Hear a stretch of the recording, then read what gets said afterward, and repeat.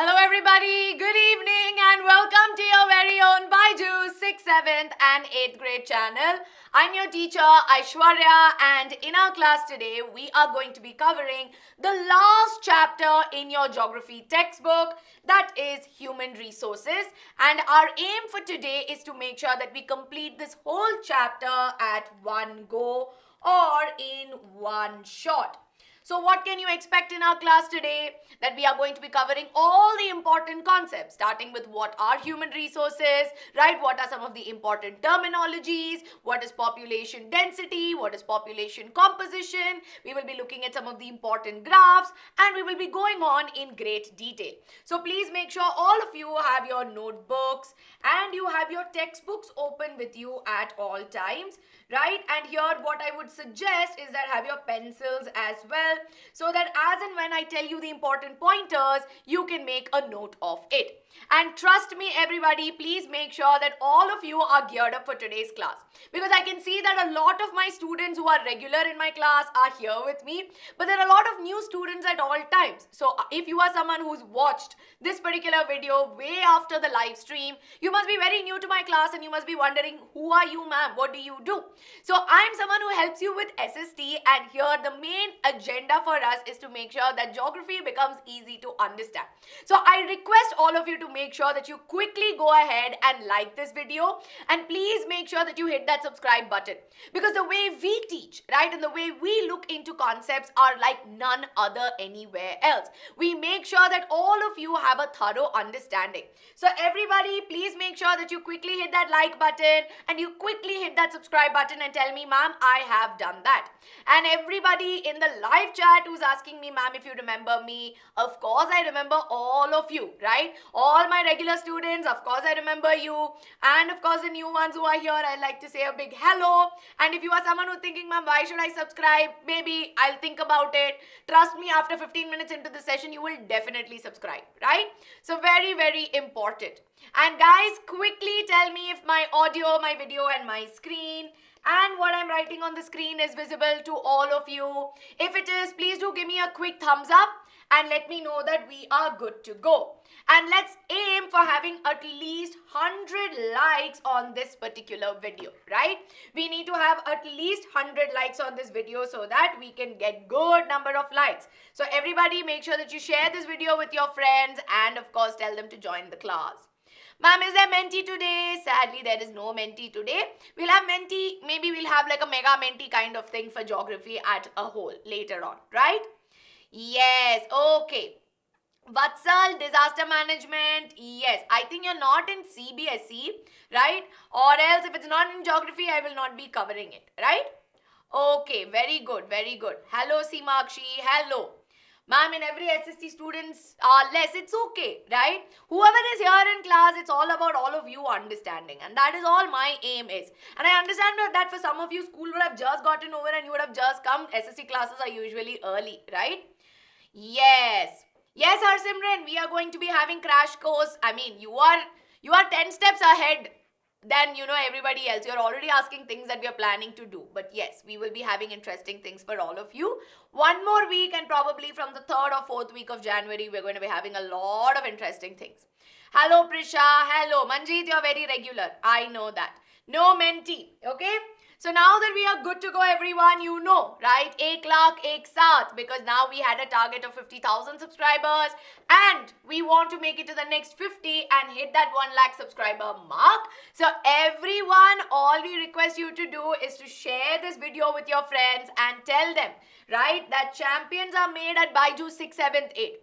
Because in this particular channel, you don't just find academic videos or concept explanations, but we do a lot of upskilling videos. We do a lot of interesting videos where we help you learn with a lot of engagement as well. And Ankita, yes, of course, I remember you, right? You were Pow Shine before, right? So I remember that. So everybody quickly make sure that you don't forget to subscribe. This is very important, right? Okay. Yes, everyone. Live has ended. Live has not ended, bacha. Are you all able to see and hear me clearly? Is everybody able to see and hear me clearly? Yes or no? I think there was a disconnect. Yes, I got scared. I was like, ma, what happened? Okay, are we good to go? Are you all able to see me and hear me clearly? Yes, the live is running on my phone, but I guess for some of you the live ended. Nonetheless, right? So what I was telling you is very simple. Everyone, champions are made here. Nowhere else will you find such amazing champions, such amazing classes. So all the important playlists that you need across subjects, right from SST, mathematics, sciences, everything is here on our channel. So everybody, please make sure that you do check it out. Yes? Okay, that's very sweet of you, Vatsal. Very, very sweet. So before we get started, everyone, can you give me a quick shout out as to how excited all of you are? Give me a quick shout out and we'll get started, right? And give me a lot of emojis, send flowers, fire, whatever you want it to be. Quickly go ahead and send it to let us know that we are good to go. Hello, Vaishnavi. Hello. Yes, okay. Vishnu, can we increase the font size? The font is looking very small. Yes. Amazing. Everybody is excited and that's what we need, right? So I think in between when the live stream broke, we missed or we lost some of our students, but they'll come back. So don't worry about it. Okay, very good. Ma'am, in my textbooks, it is Human Resources is 7. Yes, it's the last chapter, right, that we're going to look at. Because some of the chapters have already been covered. So we will be winding this up soon, okay? Yes, very good, everybody. Very good. So in our class today, these are the 4 things that we're going to look at. We'll start with understanding what do we mean by human resources, right? And then we will go on to understanding what is population. Then we will go on to learning about population distribution. And then we will understand how is this population distribution different from population density. Yes? And now we will also look at population changes as well. Now, once we understand population change, we will also learn about population composition as well. So, these are the 4 things that we are going to be learning today, right? So, first and foremost, let's get started with understanding what do we mean by human resources. Now, everybody in class, right? You all have learned about the chapter resources. So, what is a resource? Can you tell me? What is a resource? Everyone in the class. I don't want a very technical definition, but I want you to tell me what do we mean by resource. Yes? Okay. So for those of you who are again going ahead and talking about maybe the live has ended or no, you can tell them to refresh YouTube and join once again. Anything that fulfills our need, okay, anything that has value, all right. Anything that can be used, something we need for survival, anything that will satisfy our needs. Yes. So simply put, resource is anything that holds value to us, right? And anything that fulfills our need, okay? So 2 pointers. It has value and it fulfills our need, right? So whatever we require. Now imagine I add the word human to it. Then what would it be? So, human resources are nothing but those people who have certain skills with them, right? Or they have certain special abilities. And we see that these are the people who convert maybe any resource into something useful, right? So, how is it that the resource becomes useful to us? Not that by default it becomes useful. Somebody is making it useful for us, right? So technically human resources are those people that have these abilities with them. Now the thing is, when we talk about human resources, right? Human resources or anybody with these abilities are across fields. So a lot of you are giving examples, right? If you see that some of you are telling, ma'am, farmers are there who enable agriculture. You have teachers who teach students, right? You have plumbers who help you out with, the piping, electricians, so on and so forth. Which is why in big organizations, you have a whole department called the Human Resources Department or the HR department, which is responsible for taking care of people who are, who have these abilities with them, right? So you have various kinds of resources that are there. So we see that human demands. Why do we need human resources, right? What is the why behind this? Because of course, as the population grows, there is increasing in demand, right? So there's increase in demand for whatever it may be, in like for example, whether it's developing infrastructure, whether it's for agriculture, right? So we see that there is a demand for that. And if we want that, there needs to be abilities as well, which lead to the development and utilization of resource. Which is why at the end of the day, humans are considered to be the ultimate resource, right? Because at the end of the day, we have so many resources, renewable, non-renewable, you have exhaustible. Then of course you see that there are resources which are biotic, abiotic. But at the end of the day, if you see, humans are the ultimate ones because they are the ones which make a resource into something useful. So this is what we mean as a human resource, right? Ma'am is working, exactly. Ma'am is also a human resource, yes? And for some of you who are telling me, ma'am, I'm very new to the class and I'm listening to your class for the first time. I'm Aishwarya, mainly helping you out with geography. But I primarily teach biology on the channel, so you might get a little bit of confusion as to why this ma'am is there in two places. But I hope now you are clear. Yes? Okay, all right. So now, for all my new students, a big welcome to everybody. Lots of love to all of you. And everyone, quickly make sure that you hit that like button and do not forget to subscribe to the channel. Ayush, I am not ignoring you, bacha. I am teaching, right? So when I am teaching, I'll be focusing here. But before I get started, are we clear on what is the basics of understanding, right? What is human resource? And yes, I understand a lot of parallel conversations happening in the chat. If you want to get timed out or blocked, you can continue. But in my class, I expect decorum. I need you to stay focused in class. Because if you give me focus, then in the next half an hour, we can finish this chapter. This is a very easy chapter. But if you don't pay attention and you ask me to repeat over and over, then we will go again, right? So that is something that is there. So what is human resource? Human resources are those people or people with special abilities that convert natural resources into a usable form, a valued form. That is what we mean by human resource. What do we mean by ultimate? That means that we are the topmost, right? What do you call as the best resource? That is what we call as that's what we call ourselves, right? It is the best resource. Yes? So now we are moving on to the next part, which is population distribution and density. Now before I tell you population distribution, population density, you should know what this word population means. So can you tell me what do we mean by the word population in the chat? Yes, very quickly. What do you understand by the word population? Yes? Very good, Pavneet, very good. Everyone, quickly.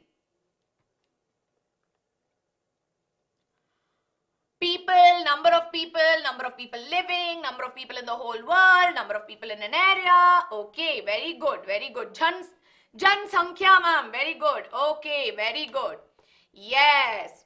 So basically, if you see the total number of people who reside, yes, in a country, or you can say in a given area, but what you need to also specify it is at a given period of time, right? So that is what we call as population. And we see that population is dynamic in nature. Now when we say dynamic, it means that it is subject to change, right? That means population can change. And we see that if I talk about population in this image, we see that it is given with respect to this particular area in that particular time, right? So that is what we mean by population. Now then, if this is population, yes, then what do we mean by population distribution? Now look at it quite literally, right? When I say that you have to go, I give you a box of chocolates and then I tell you, go ahead and distribute the chocolates amongst your friends. What does distribution mean? It's a very mathematical term, right? That means how it is spread across. So when you give one chocolate to this friend, you will give one chocolate to Diksha, then you will give one chocolate to Devdutt, right? So you are distributing, you are spreading it across. From one place, it is getting spread across, right? So population distribution that is there describes how people are spread across in a specific area, or population distribution tells us where people live. right? Because we see that population distribution is not equal, but as a matter of fact, it is unequal. There are some places with more number of people, while there are some places with lesser number of people. Exactly, the resources are unevenly distributed, right? So more than 90% of the world's population, right, lives in only about 30% of the land surface. You think about it. If this is all your land, okay, in 30% of the land, you will find 90% of the people. The remaining, whatever 70% of land that is there, we see that only 10% of the around 10% of the population is living. Are you understanding this distribution? Are you understanding how unequal is it?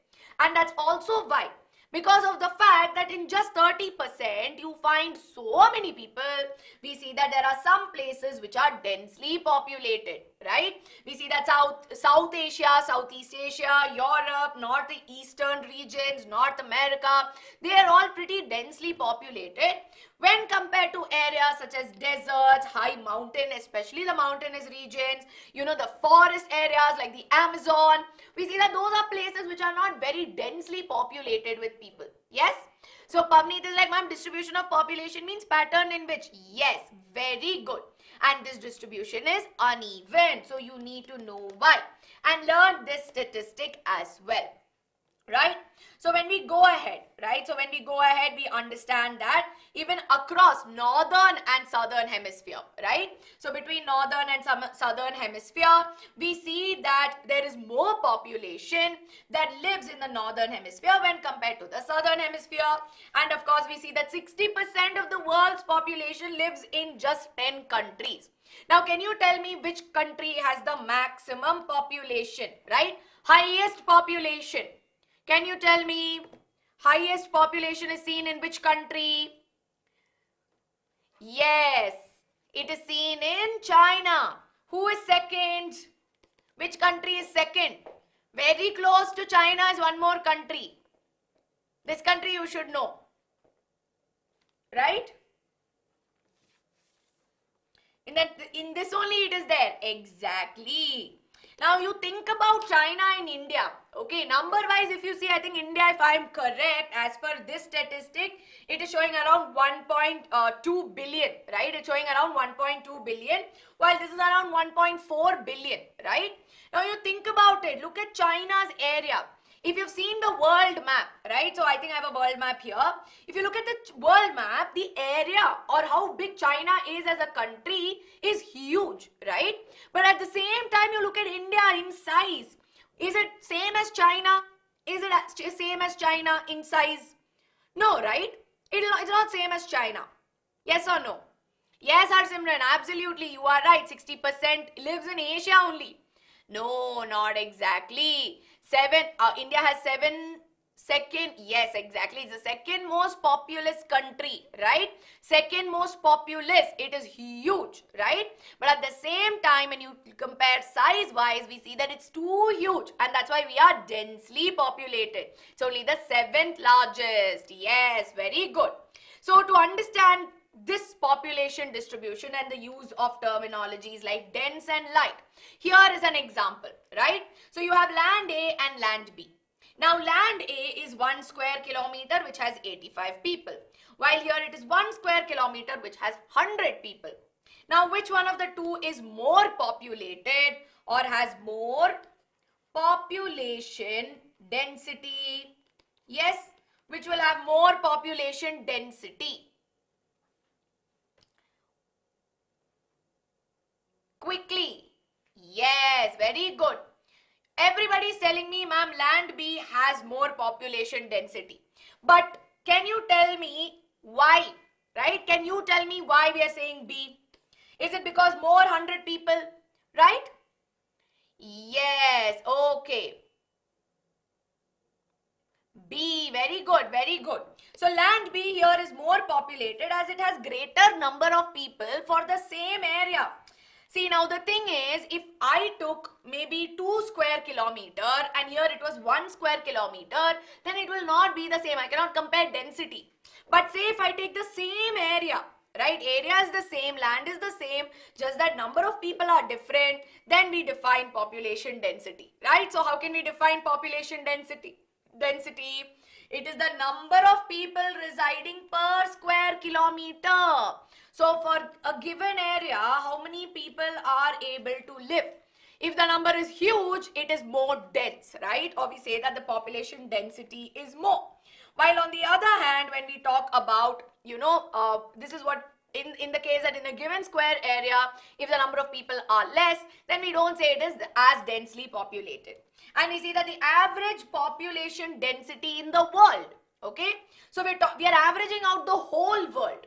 And per square kilometer, we will find 51 people, right? So we find 51 people.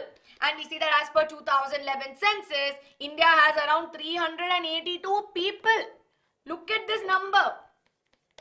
382 people which are conducted, right? So are we clear with this? Are we clear?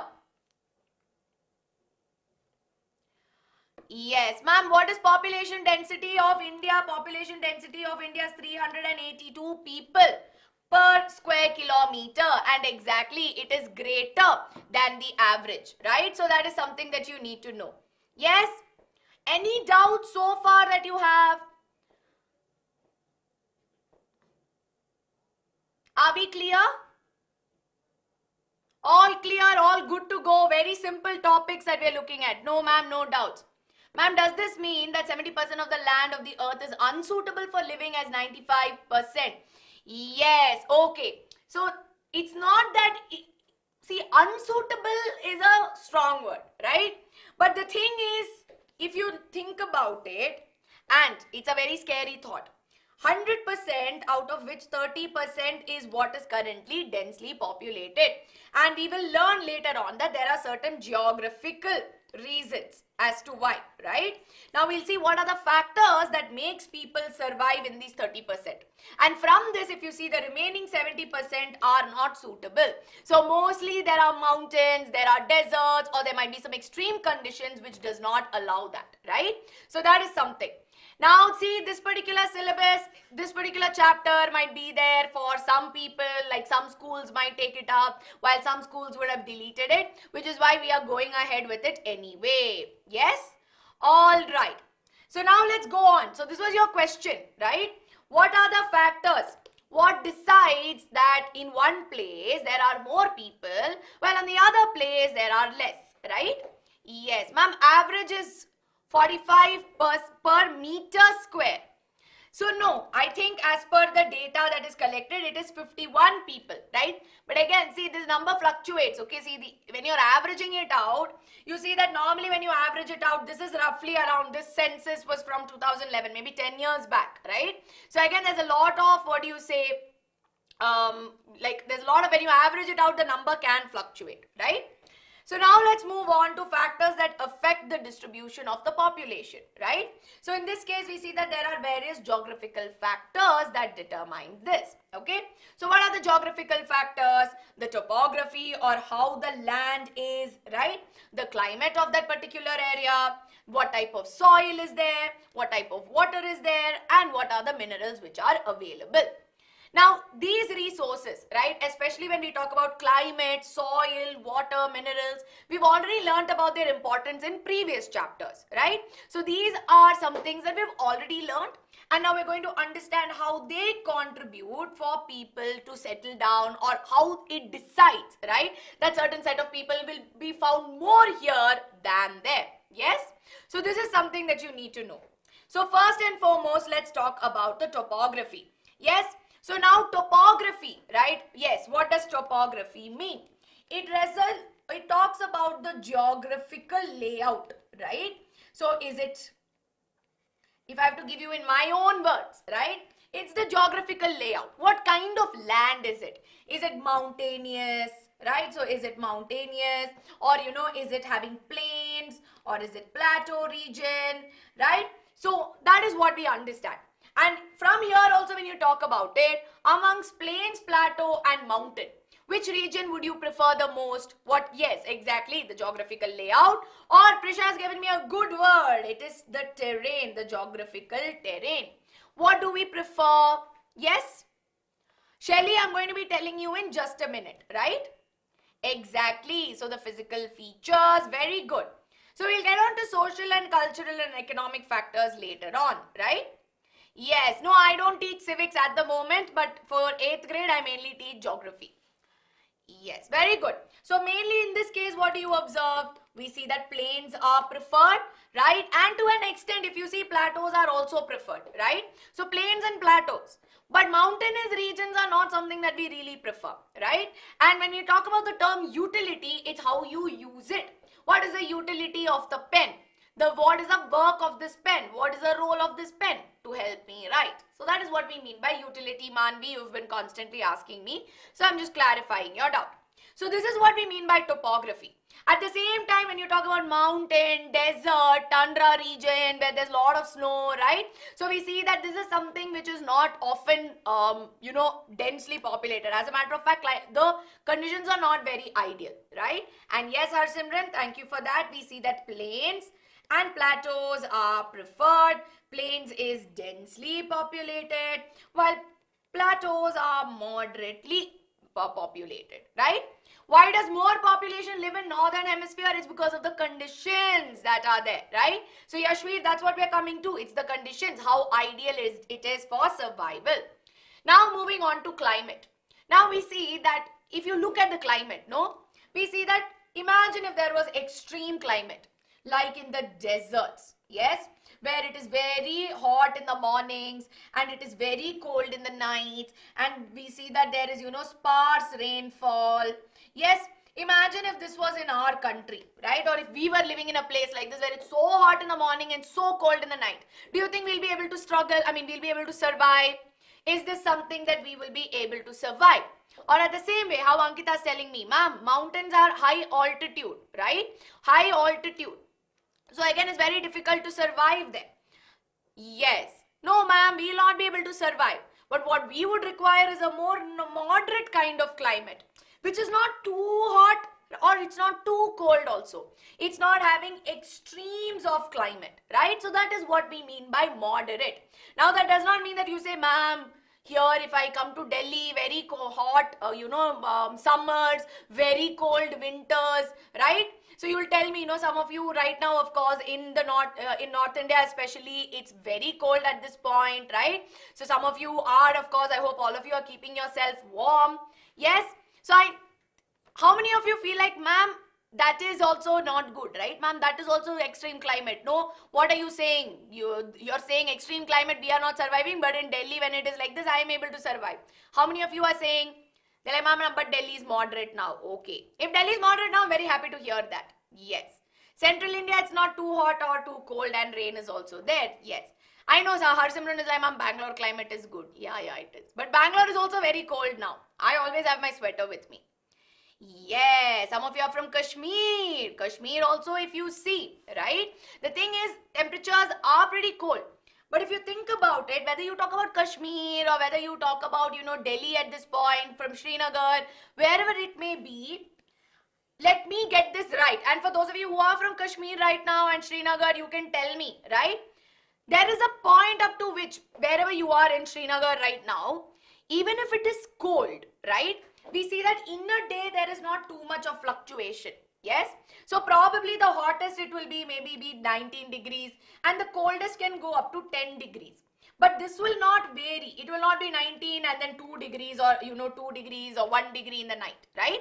So it's something, and at times, yes, it can be -5 in the night because of it right now. Okay, if it is -5 in the night, there are places which are of higher altitude which will probably have 2 degrees in the afternoon, right? And it can go up to maybe -10 or -15, right? How many of you know this? You take precautions, of course, but there are certain places, even whether if it is in Kashmir or in Jammu, there's only a certain extent up to which you will find people, right? After which, when you go, like, I'm sure there'll be a lot of people who go trekking and everything, right? There are people, when they go trekking only, they'll realize that, oh, they're just that group of people. But at that point, we see that it's very difficult to survive there, right? It's very, very difficult to survive, which is what we mean in such cases, right? Yes, Prisha, very good, very good. Now at the same time, right, when we talk about Delhi or whenever it's cold, summer, winters and everything, right? So we see that in those cases, what we observe is that in a day, it is not too extreme. Yes, it is not too extreme. So that is what we understand by moderate climate, right? So that is what we mean by it. Now moving on to availability of water, right? What is the availability of water? Now someone was asking me, ma'am, what is the best place? Now when you talk about plains, right, especially the Ganga Brahmaputra plain, when we talk about, we know that that particular plain is heavily populated, not just because of the fertile lands that are there in the plain, right, but at the same time because of the fact that there is water availability. We know water is needed for survival. We need to drink water. If nothing else we do, we have to keep drinking water as well, right? So water availability is very important. While at the same time, if water is not easily accessible, it will be tough to survive. And yes, plains and valleys have sufficient amount of water, which is why we see that there's a lot of people living in the plain. And yes, Ganga Brahmaputra basin also has other, fertility of land, which we are going to cover soon. Prisha has a good question. Ma'am, tribes live in extreme climates. How do they live? See, when you talk about tribes and when we talk about, there are certain select, especially I will take the tribes because even in densely populated jungles, we find certain tribes which live. Now, I want you to make a comparison, okay? Let's take the comparison of a certain set of tribes living in the mountain versus, again, I want you to compare in terms of number of people, okay? Number of people here versus number of people in Bangalore, right? In Bangalore. Now you tell me, same or different? Same or different? See, we're talking in terms of how. See, when we say that it is not, when we say that people are not able to survive, that doesn't mean that no one can live there. There's a point, there are certain places that nobody can live. That you compare desert also. There are a few people who can survive in the desert as well. They find their own way, right? So in this case, we're trying to compare this, right? Because why in Bangalore? Why is this moderate population there? We're talking in terms of millions, right? Why is it? Simply because on a longer run, to settle and live in Bangalore for a larger number of people, it is easy. But same thing if I decide one day, yes, I am going to go live in the mountains now, I am not coming back, right? It will be very difficult for me. But tribal people who've been living there for over and over years together, they've been born and brought up, we see that their small population keeps growing. And yes, over time they have adapted, right? Not adopted, adapted. Yes? So in that case, if they can manage to survive. But it's not something that people can just move and live there. Yeah, if I have to do sannyas, I might, I don't think I'll do sannyas, but if at all. Yes, exactly. So now I hope you've understood, right? So I hope that you've got the idea. Ma'am, what do we mean by remote area? Remote areas are those areas which are a little inaccessible, right? So if you're talking about remote area, that means that it's a little off from the mainstream areas. So imagine if this is Bangalore city, and far away we see that there is some, like there's a lot of jungle and everything here. I mean, whatever it may be, and there I decide to build a house, right? So now I am living in a remote area. I am remote with respect to the city. Yes? So that is what we mean to understand. Dras is a place, right? Now moving on, it's also with respect to physical landforms like we've already discussed. Rocky terrains and hilly terrain versus plains. We know that in hilly regions, we are not saying there is no population, right? But in this case, we are saying it is sparsely populated. Little people, right? But at the same time, in plains, we know that there is dense population, right? Okay. Thank you, Vatsal. Lots of love to you also. Thank you so much. Now let's pay attention to the next part of it, which is soil.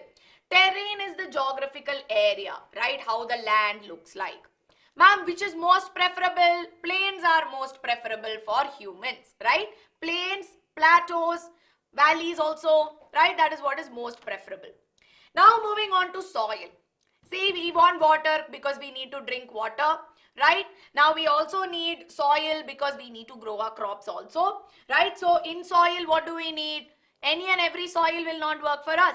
Fertile soil is needed so that our crops can grow. So that's why Ganga Brahmaputra plains, in China we see that the Huanghe, Changjiang plains in China, and Nile Valley in Egypt, right? So this is something that we need to know. Now, yes, Harsimran, you pointed out a very valid point which I had missed out here. In hilly regions, another thing is also transport, right? So we see that some of these places are also subjected to, it's not safe as well. Because in some places, we also see that landslides are possible, right? So it's also sometimes a little not very safe as well, right? Okay. Ma'am, please slow down. Okay, sorry, I think I was going a little too fast, right? So far are we clear? Is there anything that you want me to revise? Yes? Anything that you want me to revise so far? Okay? Okay. No, because sometimes you'll tell me, ma'am, you're so slow. Sometimes you'll tell me, ma'am, you are too fast. So I'm also trying to figure out my pace. Okay. Ma'am, tell about terrain. See, terrain is basically how the land is, right? So for example, if you go to maybe some rocky place. I'm sure if you've taken a flight to Mumbai, because I recently took a flight to Mumbai and I saw how it looked. But if you see, right, there are some rocks which might be there. So the land of when there are many rocks is called a rocky terrain. It's how the land is, right? So that is what we mean by it. So with this, of course, we've understood about soil. Now I'll move on to the next one is minerals, right? So we also need to understand about minerals, yes? So now I told you, we know why minerals are needed, no? Because we know that minerals that are there are very, very important because they are one of the important natural resources, right? Now we've learned about this in industries. Minerals serve as the raw materials for various industries. For example, the iron and steel industry, we know that iron ore is very important, right? And then we know that various other minerals like aluminium, they are used for making pots and pans. We know that we use a lot of, non-metallic minerals in, electrical engineering, so on and so forth, right? So it is again one more thing that we learned in our industries chapter, yes? Imagine if my city is here, but my minerals are coming from somewhere here. So much area I have to cover or I have to transport from such a long place just to get my raw materials, right? So in this case, we see that distribution of minerals also plays a key role. Because closer the minerals are, we see that easier to set up industries. And yes, industrial areas attracts workforce. That means more population in such places. And we see that examples are again, in India if you take Gujarat area and if you see Odisha, we know that there are a lot of mineral setups there, which is why easier we see there's more people migrating, more population as well. So it's not just for the fact that it's easy to set up the industry closer to where we obtain the minerals, but also provides workforce as well. So are we clear with this? So going back to our first slide on understanding factors and distribution of population, have we understood all the geographical and physical factors starting from topography, climate, soil, water and minerals? See, this is a very potential question that you can get in your exam, okay? If this chapter is taken up by your school and you have it, I'm telling you, they can ask you a question from this easily, 5 markers, right? How are industrial areas densely populated? See, the industries are set up near mineral deposit, right? So that raw material is easily accessible. But people also need to work, no? Which means that if I need to get a work, imagine tomorrow I have decided that, okay, I am going to work for my Ganga industry and I am going to be a laborer there, sitting in Bangalore and my industry being somewhere some 50-60 kilometers away, I cannot keep traveling there. But what will I do? I will go closer to my factory and I will work there, right? Which means that now I am moving. Yes, I am going from where to there, closer to my job. That means that affects the population of that particular area. And that industry will not just have Aishwarya ma'am sitting and working for it. Industry will have so many people, right? It will have workforce laborers, there will be managers, there will be, so many top-notch people working there as well, which means people will move closer to the area, right? So that is also something that we need to understand. Yes, the whole team will be there. Just like how our team here is working for all of you guys, they are all here, no? So that is something that you need to know. Yes, industry will not have only Aishwarya ma'am, exactly. Ma'am, animals have different features in different climatic conditions. Then how are humans in different areas not different? Oh, very interesting question, right? I actually like to take this question. See, animals in different areas, right, have different climate or have different features in order to adapt to climatic conditions. Now the thing is, if you look at it, over time, we have slight modifications, right? Or I would say we acclimatize. We don't undergo adaptations per se, but we acclimatize, right? Acclimatize. We acclimatize to a given area. So which means that if I am from the coastal region and I go and I decide to visit Manali, then there will be a brief period of time when I will not be able to adjust. But no matter what, we see that over time we get adjusted to that environment, right? Now the thing is, it's important to understand that we, in terms of our brain capacity and our intellect, right, I'll specify on that, we are more advanced, okay, in that particular feature only, okay, that we are more advanced because we're able to use our intellect. So over time, what did we do? If we didn't know that you could use fur to insulate yourself, or I can take wool and I can make a jacket out of it and protect myself, probably we would have developed features naturally. But over time, what we've been doing is we've coming up with our own ways to protect ourselves, is that we've not technically been like other animals, right? Because other animals did not really think that, oh, you know what, I could have killed that deer and I could have used that deer skin to protect and use it as a blanket. They don't work that way, right? Which is why in order to survive, there'll be so many animals that would not have survived, right? So many that would not have survived, and one or two that would have survived, and then its population continued. But here in our case, we were able to find other solutions, right? So I hope now you are clear with this. But it was a very good question. Very, very good. Exactly.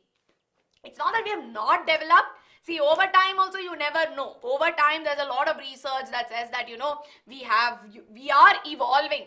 Okay, just that we are not able to see that. And evolution is not something that will happen 1 day, 2 days, 15 months, 15 years, 25 years. It takes thousands of years. So we are just part of probably a history that could be spoken about much later, right? So that is something that we need to do. Now let's move on to other factors apart from geographical condition, right? So we have social, cultural and economic factors that affect population distribution. So when you talk about social culture, right? So social is what we do with our surroundings, when we interact with our surroundings, yes? So in this case, if you see, areas which have better housing, education and health facilities will have more people, right? So why is it that when compared to the village, so if you compare the population of a village and a city, who will have more people? You only tell me. Village or people, right? Village or city. Where will we find more people? Will you find it in the city or in the village? Now, can you tell me why you told me city? Can you tell me city, there is tier 1, tier 2 cities, that and all we don't need to get into, but why city, right? Exactly, where government provides more facilities, that place. So it's the public facilities that are provided.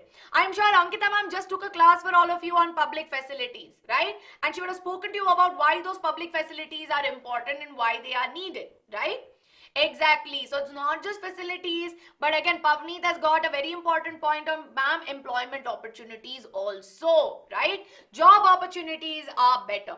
So in all these cases, we see that, Pune, Ahmedabad, Bangalore, Chennai, everyone, right? All these tier 1, tier 2 cities, they have good population. And yes, I was very proud of all of you as usual.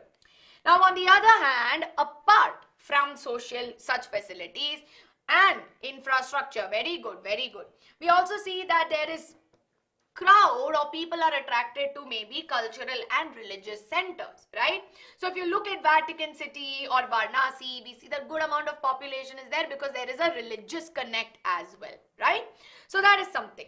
Now moving on to economic factors we've been discussing throughout today's class is that huge employment opportunities in industrial areas. So wherever industries are being set up, not just manufacturing industries, but when you talk about even service sectors which are there, right? We also see that there is huge employment in industrial areas leading to large scale migration. So quick term that you need to focus on is migration, which we will anyway discuss later. Which also means that there is movement of people across to places where there are more job opportunities and there are more facilities. Yes, very good, Harsimran. Very important point also. Religious centers, because tourist attraction can also be there. But at the same time, see, tourists you cannot consider as part of the population. Because if you are a tourist, right, of course, there's at a given point of time when you're calculating the population, we also see that it is high, right? Wherever, whichever is, normally in religious places, tourist attraction is high, which means frequency of people visiting that place would be more, yes? But that would be one small factor. It would not be a large contributing factor to it, right? Because mainly around this time also we see that it is a center of learning and worship, right? So that is something that we need to understand.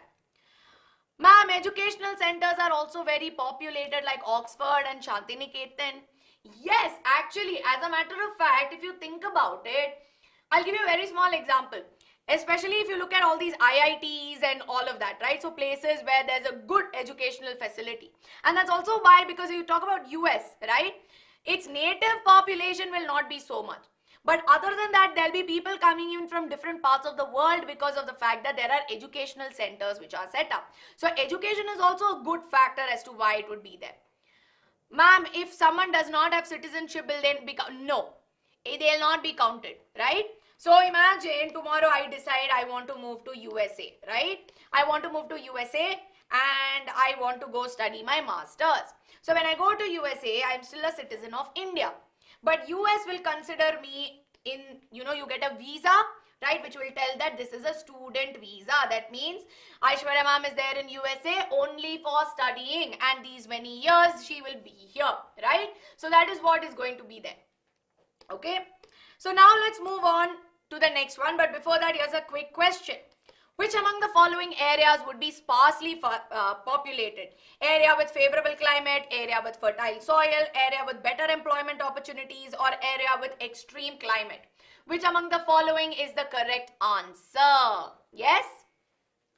Garima, ma'am, village can be transformed so that our country... See, village need not get transformed into a city. But if you provide better opportunities, you give the facilities, people in the village will not really move out, right? So that is one thing to understand. Very good, everyone. Very good. Yes. Correct answer is option D, area with extreme climate. Now, before I go ahead, here's a quick reminder for everybody on spoken English classes. Now, I know some of you here have already tried out spoken English classes, but if you are new and you're seeing this for the first time, BYJU'S Spoken English Classes is a 2-month confidence speaking program where we have Cambridge certified teachers who will be helping you out in improving your English. And of course, you will have the 2-teacher advantage.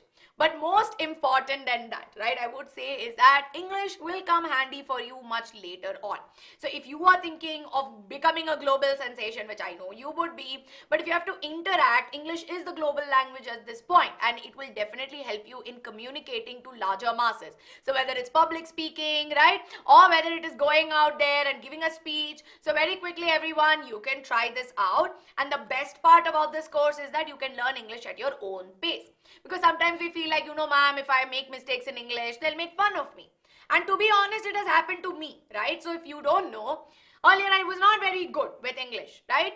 And at that point, I did have teachers who helped me out. But when I was learning, my friends used to make fun of me because my English pronunciations were not good. Now, that will not happen to you. You will be able to learn at your own pace, okay? You will be able to learn at your own, safe space, when nobody is going to make fun of you, nobody is going to, say anything, right? So that is why we always recommend this kind of program, because we want the best improvement, right? And of course, the prices become a little more, but if you feel like it's something you want to invest in, you can definitely invest. The link is available in the description box. Ankita's like, ma'am, really, did that happen to you? It did, right? So when I was learning English, I really struggled a lot. A lot of you, tell me if you want to speak like Aishwarya ma'am, you should try this out. But the thing is, I never always spoke like this. It's just over time and with over practice, I speak the way I speak right now. But as you know, it comes with practice, it comes with training. It takes a lot of time, but I know. See, if I made it till here with the way I remember myself speaking English, I'm 100% sure you are all already amazing. You will definitely do well, right? And for those of you who have already enrolled for it, you can check it out and I'm sure it will help you. Yes? Okay. Yes, Garima, try it out and you come and tell me how it was. Vishnu, we can make me small on screen. Ma'am, do you speak Hindi fluently now? No. See, how I'm learning Hindi now was the way I used to speak English, right? And if all of you have heard about the way I speak about Hindi, then you will know, right? So now everyone, it's already 5:05, right? 1 hour has been into this class. We have 2 more very important topics to discuss and then we will wind up. So I need your time for the next 15 minutes and we will wind this up. 10 to 15 minutes we shall wind up. Ma'am, growth of population is also dependent on transport facilities of a region. See, transport facility of a region builds better connectivity, right? So I would say yes. Partially, it does depend on. But the geographical features were the ones that we mainly discussed about, right? So now quickly moving on to the next part. So next 10 minutes, I just need your focus and I'm telling you it's very simple, right? So now we are going to discuss about population changes. Why is it that from over years, the population has been increasing, right? So if we look at 1950s all the way till 2001, there has been a considerable increase in the population. So population changes is nothing but the change in the number of people between or during a specific period of time, right? So this is what we understand as population change. So in this case, what is the population change between 2001 and 1951? That will tell us the population change for this particular period. Now, what made population change? Why is it that earlier we had maybe only about 439 million people and now we have 1028 million people in the world? That is close to a jump of 600 million over time, right? So what resulted in this jump in population? What are the factors? This is very, very important. Put a star mark in your textbook. What are the factors that have led to population change? So one is birth rate, next is death rate, and third one is migration, right? So birth rate, death rate, and migration. So what do we mean by birth rate? Rate, or the word rate we use, is with respect to a certain period of time, right? So birth rate is nothing but the number of live births. How many babies were born alive, okay? They were born alive per 1,000 people, right? So in a year, every 1,000 mein, how many babies were alive? Probably it would be 800 babies or 900 babies, right? So per 1,000, we are seeing that around 800 are alive per 1,000 in a year. And that particular year, we saw that there were a total of 20,000. So that you will calculate the ratio accordingly, right? So when we say birth rate, it is 2 things. Live births, because the thing is, there are at times where during the birth or due to sometimes there could be miscarriages, which is why we are focusing on the word live birth. Don't just say birth, say live birth, right? Then we have death and death rate. So death rate is the number of deaths per 1,000 people in a year. So number of deaths. So in a year, if there have been 50 deaths per 1,000 people and totally there were about, in the population of 20,000, 30,000, whatever it may be, how many deaths were there, right? So that is very important. And last but not the least, we have migration, right? But before I get to we have migration. So migration here is nothing but the movement of an individual or a group of people out of an area into another country. So if you see, if you look at it, most often than not, there are a lot of people who move from our country. Maybe they go to US because they feel like the facilities, the opportunities are much better for them.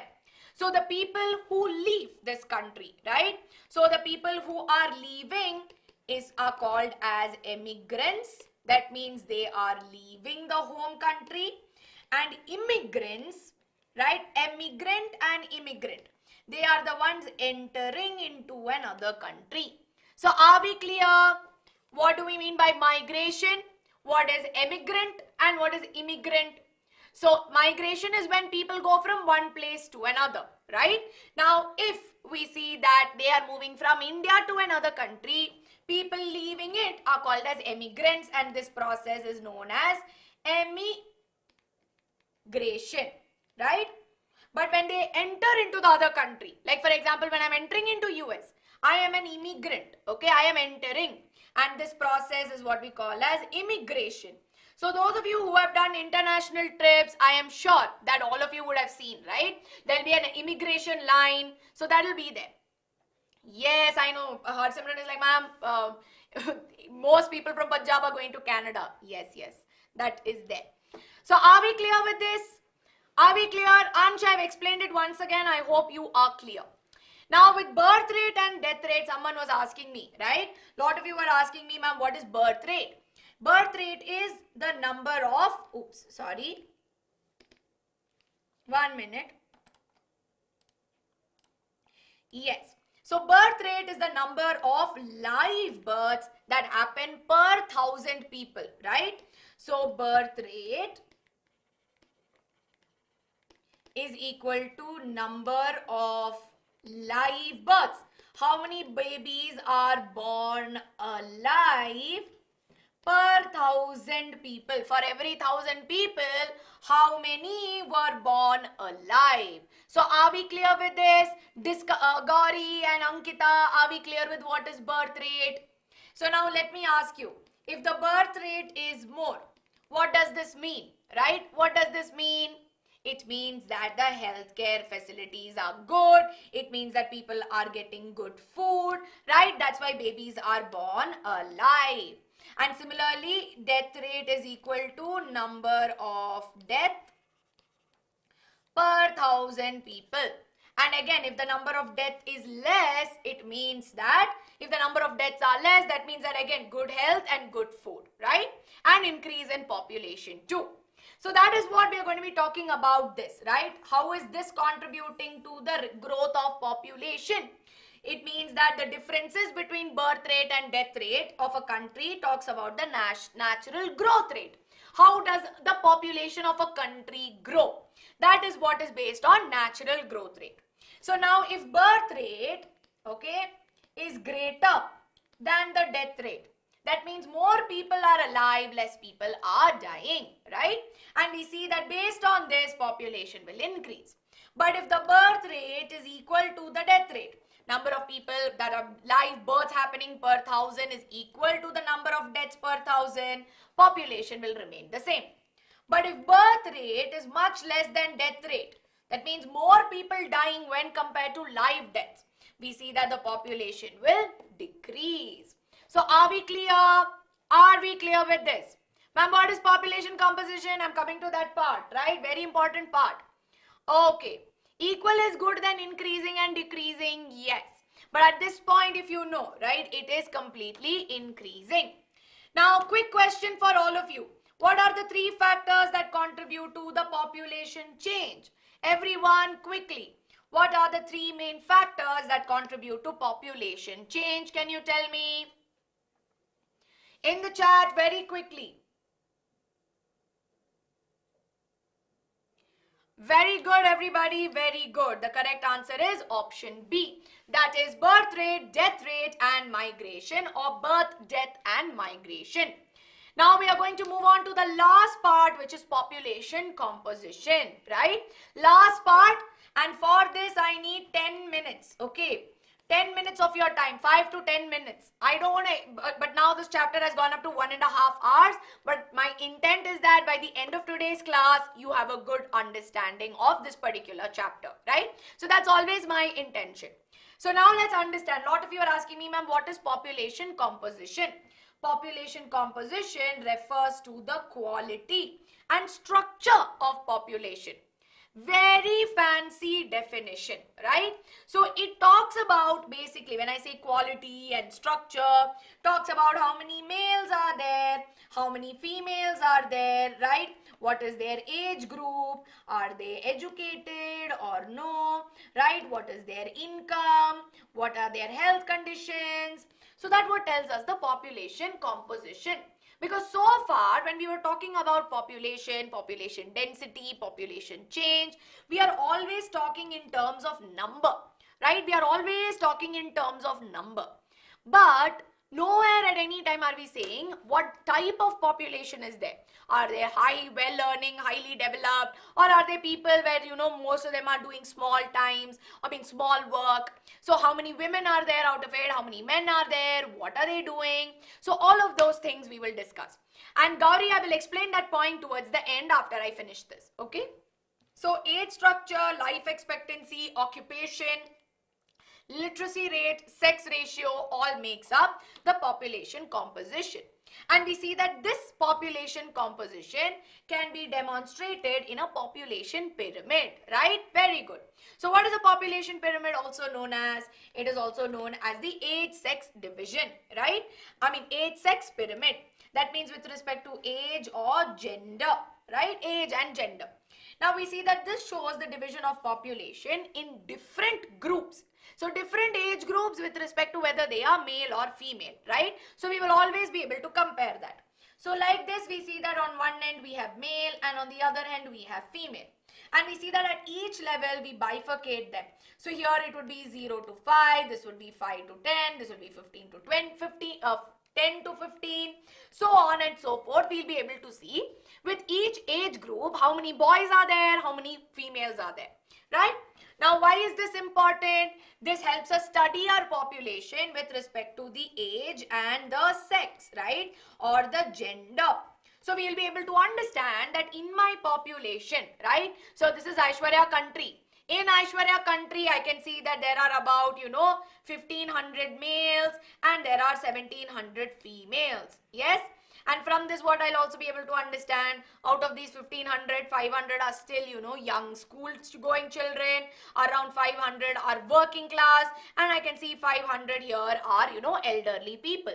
Then based on that, we will be able to study the population, understand what is needed for the country, right? So that is the importance of it. Now, we are also able to identify the dependent population, right? So, the dependent population mainly includes the elderly and the young children, right? Anybody under the age of 18 years of age. So, they are dependent, right? So, they are dependent on another person, right? So, in this case, normally they are dependent on their parents, or in the case of the elderly, they are dependent on the children. And the ones that fall above 18, less than 65, they form the working class that is there, right?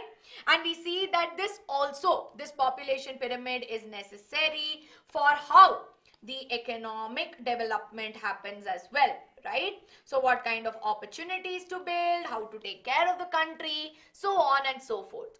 Ma'am, in your country, ratio of females is more than males. Yes, that is the way. Right? So now, of course, these are some population pyramids and they might give you case-based study, right? Because it's always that the pyramid will not look like a pyramid, right? Pyramids can look differently in this manner. So how to interpret these population pyramids? Now, in some cases, like in the case of Kenya, we see that the birth rate and death rates are both high, right? So we see that the birth rate is very high here. So if you look at the age group between 0 to 4, it is huge. The percentage is huge. Around 10% in both cases. But considerably as they grow in age, right? As you go from 14, 19, 29, 44, we see that the margin becomes less. So in this case, if you see, right, we see that in this case, the death rate is also high. That's why it is going in this curve, right? And we see that although many children are born, large percentage of them are dying throughout their infancy and very few are becoming adults, and even adults are not able to survive. So in Kenya, what is it that we understand? Healthcare systems are not very great, and of course they are subjected to some maybe other reasons, which is why they have this kind of pyramid, right? But at the same time, if you look at our country, right? In our country, maybe percentage of births are around 6%, okay? But it is going steadily. Till about 45, you see that a percentage of 4% is there. So from 6%, maybe about 4% we have touched, which has been consistent. And we see that a large group of people fall under the working category, which is why we see that in this particular case, we see that they have large number of young people, right? In our country, India, large number of young people are there, which means that we have an expanding labor force, which can contribute to boosting the economy as well. And we see that this also suggests that more number of people are able to survive, right? More number of people are able to survive right from their infancy stage to an adult stage. While in the case of Japan, when you look at it, it doesn't really look like a pyramid, right? But it looks like some crisscross thing. Now this suggests that most people, if you see, are surviving up until age of 40-44, right? So they already have very low birth rate, okay? So they have very low birth rate, and we see that it is very narrow, but over time we see that there is decreasing death ratio. The death is not increasing, and a large number of people are able to survive till old age.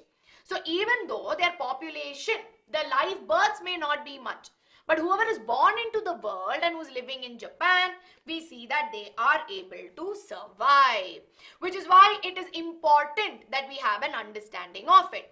Now, why should countries have educated and healthy population? Education is necessary for understanding various procedures, right? So for economic development, when we talk about it, a basic education, a basic understanding of what is necessary so that progress happens in the right way. Now health is also necessary, because if we are not healthy enough to carry out economic activities, whether it is agriculture, manufacturing industries, whatever it may be, it will be very difficult, right? So that is something. Ma'am, what is dependency ratio? Ratio of dependence with respect to working class is the dependency ratio. And yes, Japan is one among the developed countries. So with this, of course, here is a question for all of you, which again you can get in your exam. What are population pyramids and how do they help in understanding the population of the country? So your approach to this should be very important, that you need to explain about population pyramid and mention their use in studying the population composition. So this is how you would go about it, right? Start with the definition that a population pyramid is also called as an age-sex pyramid. It shows the division of the population of a country into different age groups and sex, and helps us understand dynamics like birth rate, death rate, ratio between the dependents and the working population, right? So what conclusions can you draw from the population pyramid of India? Is that the birth rate is high, death rates are slightly more, but nonetheless a majority of our population falls in the working class, right? So with this, I'm going to quickly summarize. We started with learning about what are human resources, people with special abilities that convert natural resources into something useful. Population distribution tells how many people are spread across an area. We learned about factors that affect distribution of people. We learned about population changes and factors, population composition, and the population pyramid. So with this, everybody, we come to the end of today's class. So I know today's class was long, but I hope all of you are now clear with the concepts. Are we all clear with this particular chapter? Are we feeling good about it? Yes? Are we feeling good? Yes, I will be sharing these notes with you on the Telegram channel. And yes, Prisha, that was something which was sadly there during the COVID period, right? Okay. Because I realized that it's been a long time since I met with all my 8th graders, because now I sometimes feel like I don't get to meet you all enough. But I hope now all of you all are clear with this particular chapter. Yes? So everybody, I hope all of you have registered for Quiz Masters as well. It's happening on 28th of January. And I'm telling you, if you are somebody who's excited to be a part of the quiz, you should definitely be here, right? And of course, you know we've got you covered no matter what, right? And for those of you who are new to the class, and of course you've been saying, if you've been regular to the class, you know that we've got you covered, yes? And of course, I hope all of you have liked this video, you've shared this video, and you have not forgotten to subscribe. Yes, I know it's true, Harsimran. I know but it's okay, right? I mean, now of course we'll have more and more revision classes. We'll be there more often. Of course, in between I was on leave as well. So I guess maybe nowadays we may not be meeting that often, but don't worry, guys. So this is why you should also be regular to my classes, no? So everyone be regular. Don't forget to subscribe. And as a quick homework, I will give you a small homework. List the geographical factors that contribute to population distribution. So this is your homework. I want you to let me know in the comment section below, and you know I'll be checking your answers, right? And yes, I know that you are all regular, and I know that, and I'm just telling you to continue to be regular to the class, right? I'll be checking your answers in the comments below, so everybody don't forget to write the answer, and I will be seeing you all very soon again. Up until then, take care everybody, lots of love.